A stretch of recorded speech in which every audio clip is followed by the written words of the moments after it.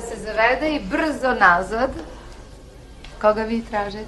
Potrebna mi je informacija o jednom pacijentu. Prezime? Prodanović. Od Milošte zvani Kokan. Da. Šta čekaš ti? Šta čekaš, kreći?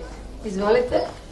Kakvu informaciju želite? O njegovom zdravstvenom stanju, trenutnom, a i u perspektivi. Vi ste?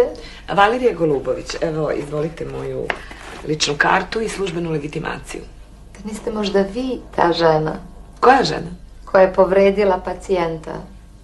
Ne, gospođo. Samo pitam, gospođo. Ja sam advokat, ja tu ženu zastupam, evo, izvolite moje punomoćje. Suzana? Da, Suzana se zove, ako vas baš to toliko interesuje. Interesuje me kako izgleda taj monstrum. A zašto monstrum? Ona izgleda sasvim normalno. Kažu da je starija od njega, da je išla na zatezanje, ali joj nije uspelo. Pa sad liči na pravu vešticu, on pobegao, ali prethodno je pokrao. Pa sad me zanima samo šta je od svega toga tačno. Kažu da je bila udata, da je muž umro od trovanja, ali da je ostavio velike pare.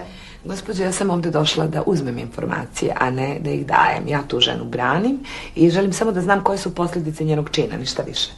Od čega je branite? Molim? Kako možete da branite takvu jednu osobu?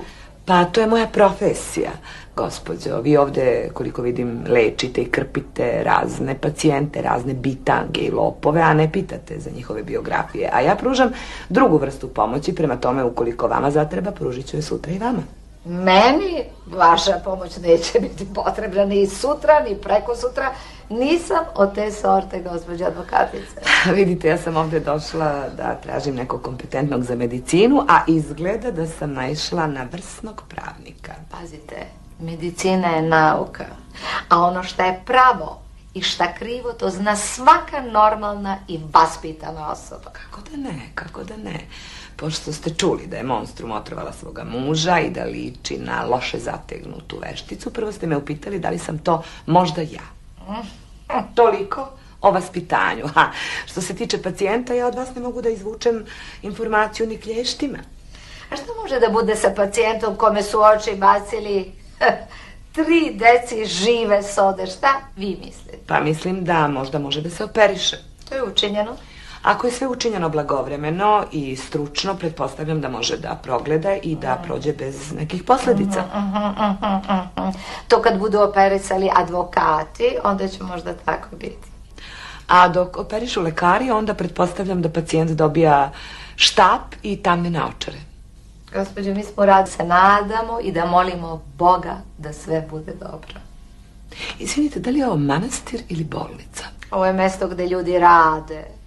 A ono kako su radili, to Bog presuđuje. A tamo gde presuđuju ljudi, advokati krivi sejre.